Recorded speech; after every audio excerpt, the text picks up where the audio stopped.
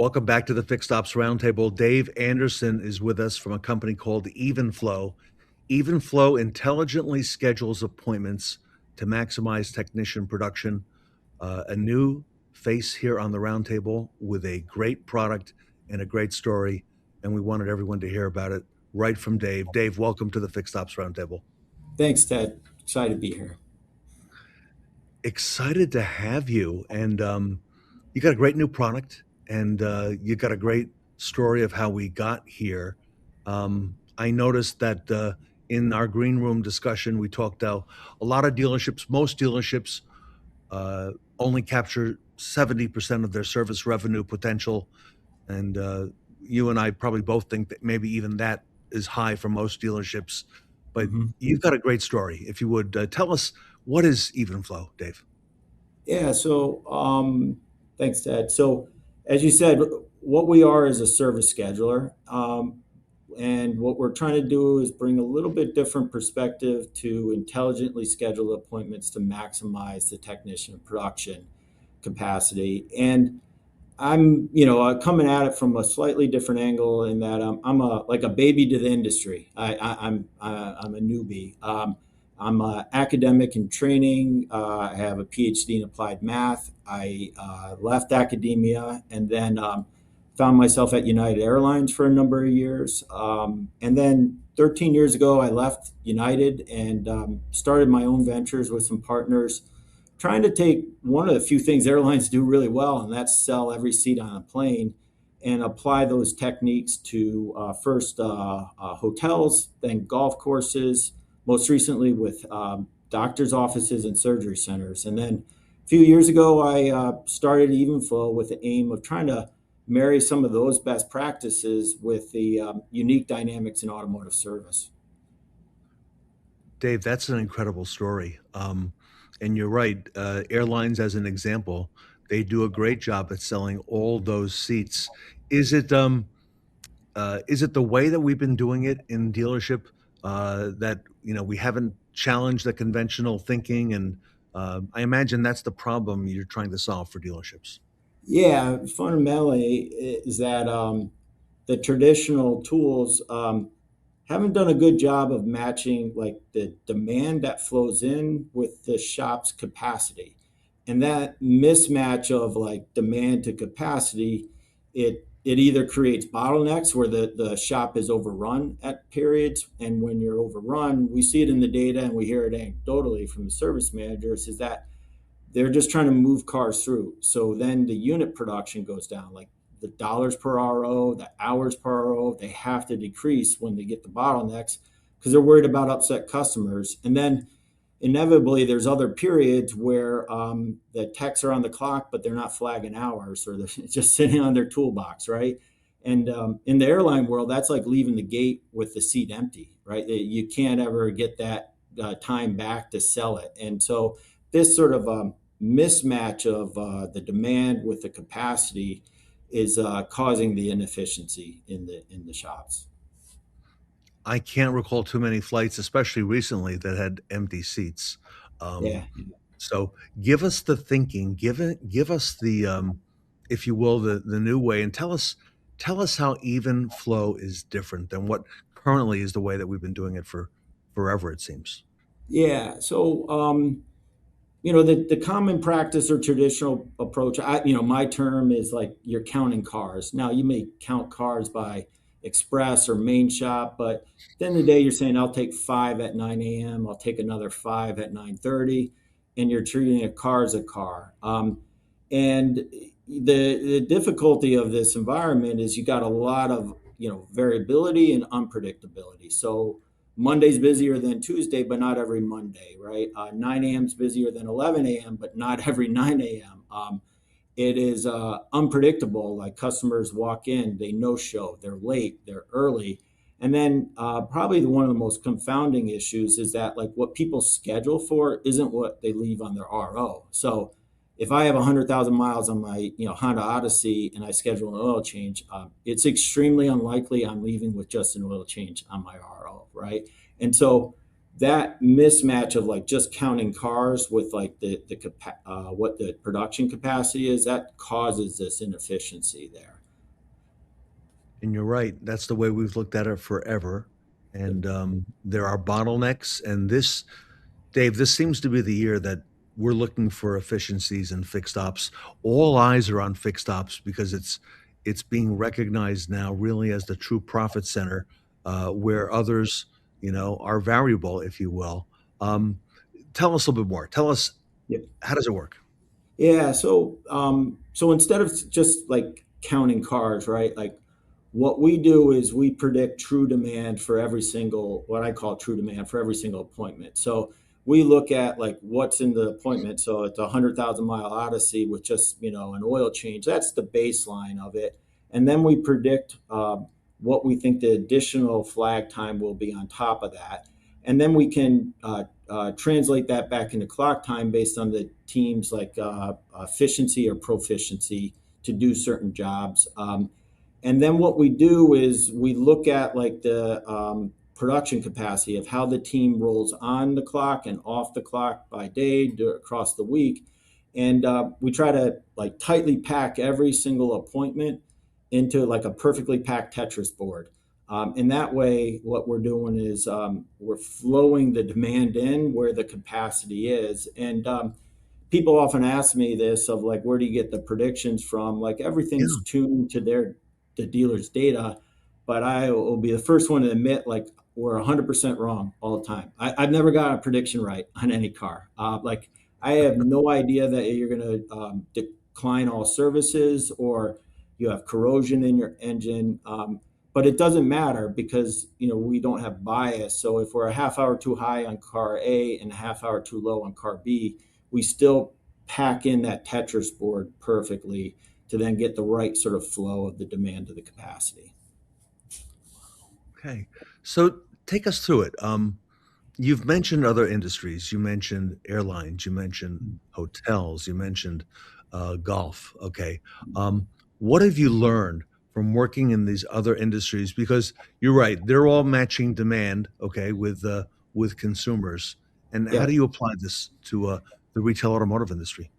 Yeah. So maybe the first thing I just would want to emphasize is like each time I go to a different industry, like first and foremost, it's important for me to be a student, right? It's not for me to come in and say like this is a better way of doing it until I actually understand the context with it. And so I'm fortunate enough the dealers I work with, they teach me every single day, and I love it. And we can't be effective without that education there. And I also would say there's no perfect match, but there is, with healthcare, I think there's some interesting like analogies I would bring up. So um, maybe first is like think about an emergency room. Like why does it take so long to be in an emergency room? It's an emergency. You would think it would be fast. And the challenge is it's 100% walk-ins. And then it's Yes. coupled by the fact that it's hugely variable, right? Like a stroke patient is different than someone showing up with an ear infection. So the resources required to take care of one patient and the amount of resource has huge variability there. And so if you think about that from like the automotive perspective, it's really important to sort of try to control your schedule, right? And if you just let it be free for all, then you're back to like an emergency room. And service director the other day said something that I'm quoting him all the time because I love it. Is because he was having a hard time controlling his express shop, and he said, we promise our customers, we'll be done in express 1 to 7 hours, and he's like, we meet that promise time 100% of the time. So, uh, That's like the weather forecast, right? So yeah, there's a big exactly. variable there. Yeah, it's either going to rain or snow or be sunny, right? Um, from the emergency room, you think about like you have walk-ins, you do have variability, right? Like a transmission job is different than an oil change rotate, right? You have different resources there, but a key lesson is how do you control your schedule? And then you think about like on the other side of like a surgery center, and they generally work like clockwork, right? Yes. But in that case, like you don't have walk-ins. You generally don't have no-shows. Like if you have a heart surgery planned, right, you don't forget to put it on your calendar, or have a conflict with a conference call, right? You're going to show up for it. Um, they know exactly what they're going to do. Like you don't go to the hospital saying like, well, maybe I'll repair my ACL or have my appendix out. I don't know, right? You know what's going to be done.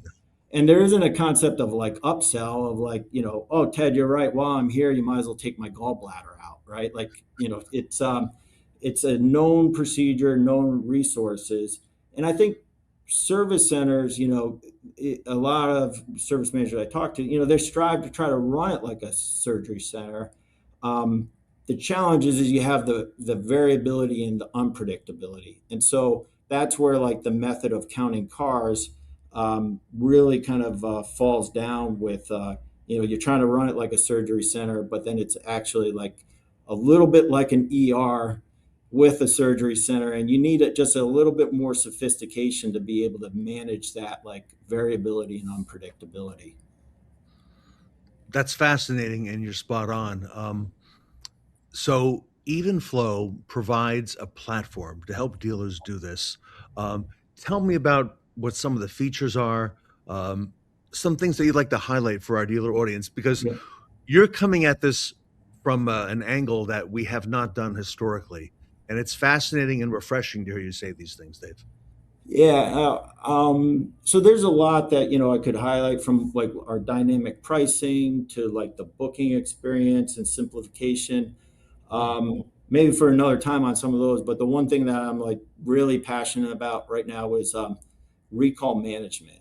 And I think about it. I emphasize the word, management because the whatever the stats are, 80 million on It's repaired huge. open recalls. It's huge, right? So there's volume, but it's about like management and like is the customer ready? Is the operation ready?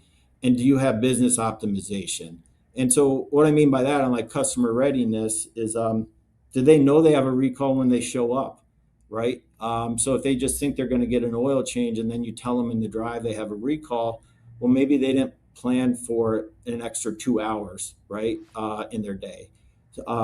Did you convey to them the things that are important, right? Like I know with the Honda fuel pump recalls, it was important to show up with a quarter tank of gas or less. Some models you had to get into the back seat, so you needed car seats out, right? Did you know that ahead of time, or did you just show up? I filled up my tank on the way over to the service center, right? So is a customer ready? And then from the operation, I think about it is like, well, do you have the parts available when they show up? Like the worst thing you want to have is a customer show up and they're ready for the recall, but you're like, I'm sorry, you're gonna have to come No back. parts. Give me Yeah. 2 days to get the part, right? Which happened to me recently. Yeah. Mhm. Yeah, yeah. It's just it's not good for the dealership. It's not good for the Yeah. customer, right? Um, then does the technician have the capacity to do it, right? So I know like the Toyota hybrid cable recall, right? A service center might only have two techs that are certified to complete it. What if they're already full with jobs, right? So Right. thinking through the capacity, can you do it? And then from a business optimization standpoint, you know, people ask me in a macro way of like, well, what's the right mix, warranty versus customer pay? I think it's Right. kind of, situational, right? And so there's cases where it depends on the recall, it depends on the mix of demand that you have. And then how do you manage it? And so, like, I know, not to pick on them, but like Kia's got some warranties that I know service managers aren't crazy about what they pay, and there's like Right. this one line RO that's kind of like a nuisance, like in the prime CP 60,000 mile, 8 a.m. appointment, and they're bumping each other out. Well, when's the right time to have that come in? Should you maybe have them come in at 2 o'clock where you're a little Mhm. bit quieter, right? And then what we've seen, if you try to like optimize a business, then those one line ROs can turn into CP ROs too, because you're willing to spend more time instead of like, oh, I got to get you out of the way because I've got this 60,000, mile service with, my prime CP work, Um, so it's about like thinking through holistically. It's not just volume, right? Like it's are you ready? Is the customer ready? And then where do you want that volume, within your business?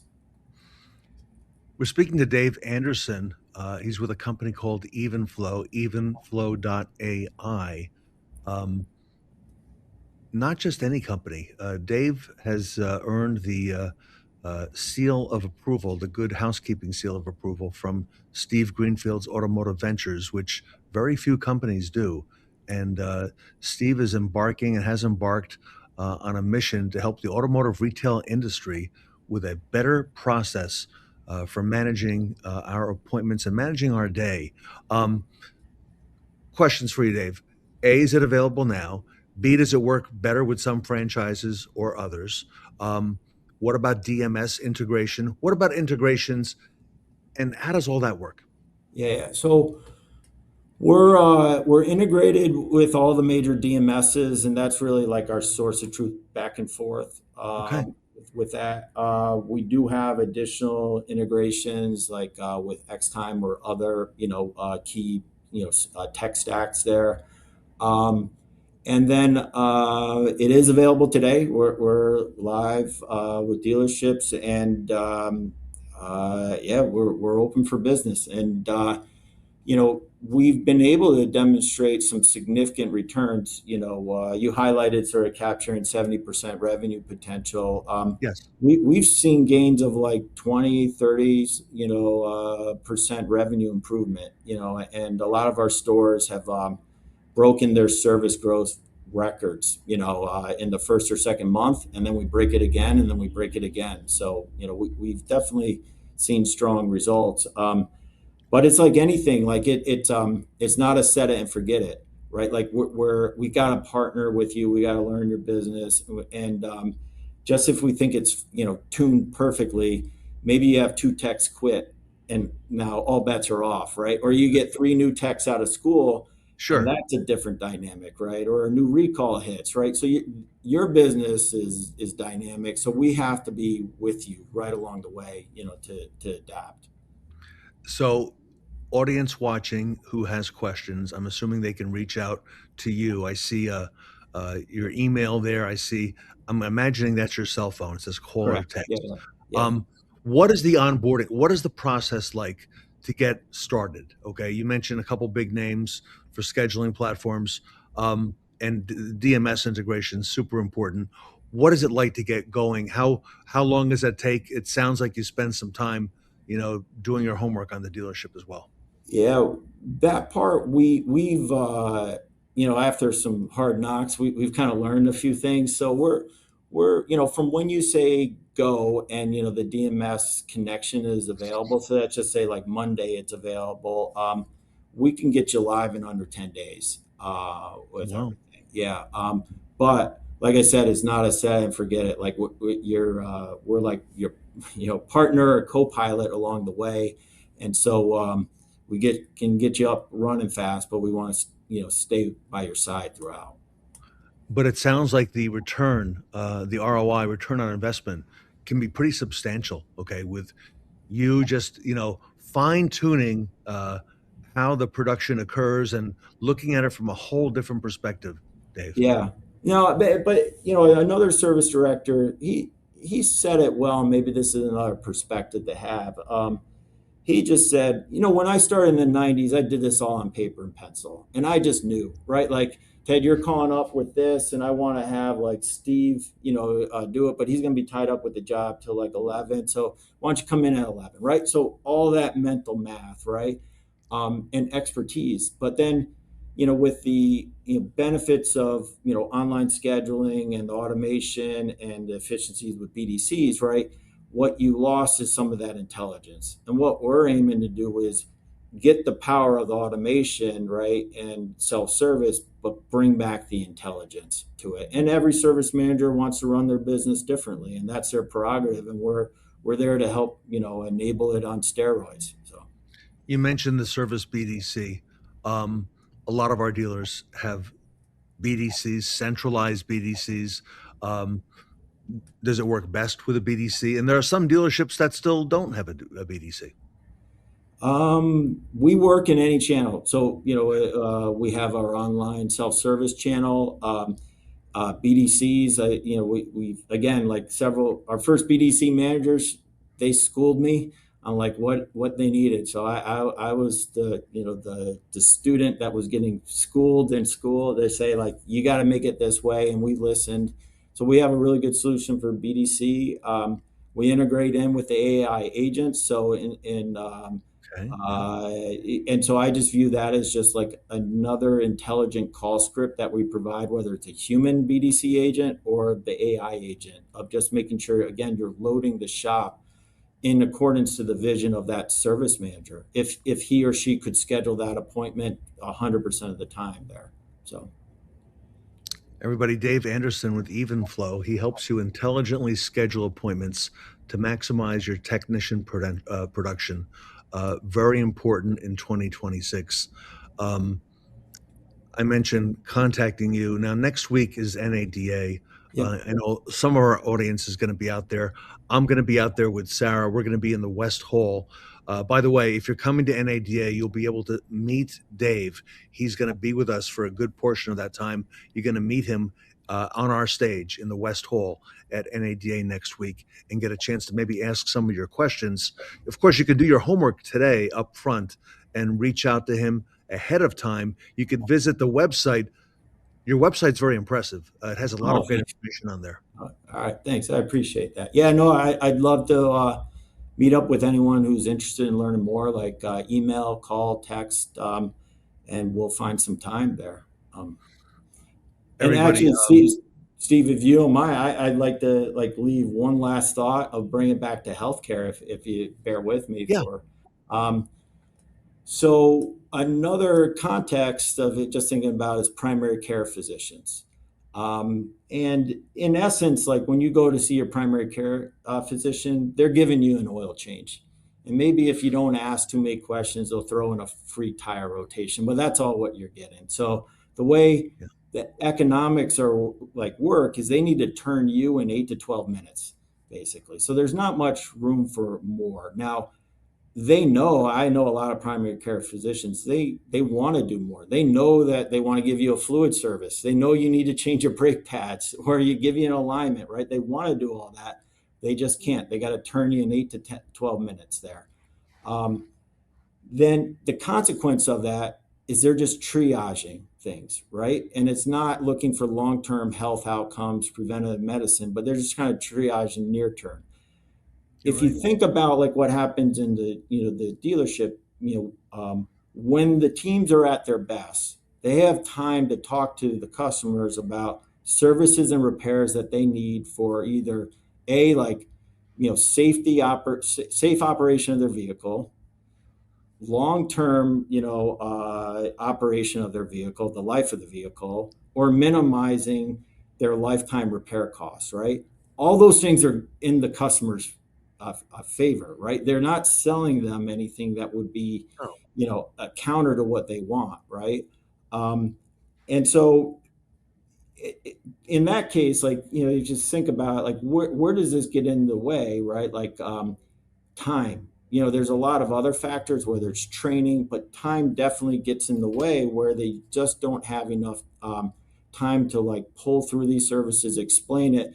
But they are the experts advice, with recommendations, with demonstrable data, like a video, right, of like what the things you would do. And in that way, I've always thought of like coming in as an outsider, the word upsell is an odd one, right? Like, I didn't look at it as my doctor upsold me a statin for my cholesterol. I looked at it as like he was looking out for my long-term health. that's right. Same That's way right. of like, this coolant flush is in your long-term best interest, right? Like, I'm not selling you something. I'm trying to help you in your long-term interest. And so I bring that back to like time. Like, primary care doctors don't have the time. The beauty of the service centers is like, if you manage the flow, you can create the time, and you get better customer outcomes, better experience. And by the way, then you drive service growth. You flag more hours, the team makes more money, ownership makes more money, everyone's happy. And you've got loyal customers coming back, and you've Yeah. got the retention of that customer, which is the big thing that many dealers look at as the holy grail. Exactly, exactly. And all of this, the system is like, you're looking out for their interests. Dave, I'm going to invite you to come back this year. We have a couple more Fixed Ops roundtables coming up. I'd Yep. like to invite you to come on, maybe even bring some of the dealers using this and some of the Fixed Ops roundtable dealers who will be using this, Oh, yeah. and let's maybe have a conversation with them, talk about how it's going, things that they've seen, efficiencies that they've gained. Dave, this is fascinating. And this is really the first time in almost 7 years on the roundtable that we're addressing some of these issues. And you're doing that today. And that's very impressive, Dave Anderson at Evenflow. So, and we'll see you next week at NADA. We're going to Yeah, spend some looking time. forward to it. Yeah, thanks, Ted. Really appreciate it. Everybody, if you want more information, you could reach out to Dave Anderson. First, visit his website, Evenflow AI. You see his email scrolling on the screen. He's active on social media, as well as you see a phone number. You can call him or text him. If you're coming out to Las Vegas next week, um, stop in with the Fixed Ops Roundtable. We're in the West Hall. You're going to likely have a chance to meet up with Dave there as well. Maybe ask some questions in person. And Dave, thank you for making time to come in today and spend some time with the Fixed Ops Roundtable community. I assure you, this is time well spent for all of us. And like you said, the outcomes for the dealership as well, and the dealer group as well as for the customer. Um, Yeah, that's the most important thing ultimately, right? So, yeah, exactly. No, thank you, Ted. I really appreciate it. all right, everybody. Dave Anderson with Evenflow AI, here with us today at the Fixed Ops Roundtable. All right. Thanks.